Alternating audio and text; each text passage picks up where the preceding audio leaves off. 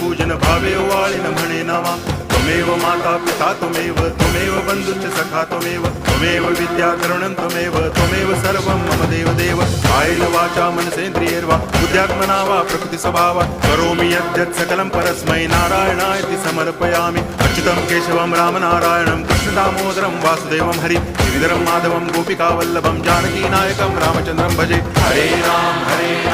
Ram Ram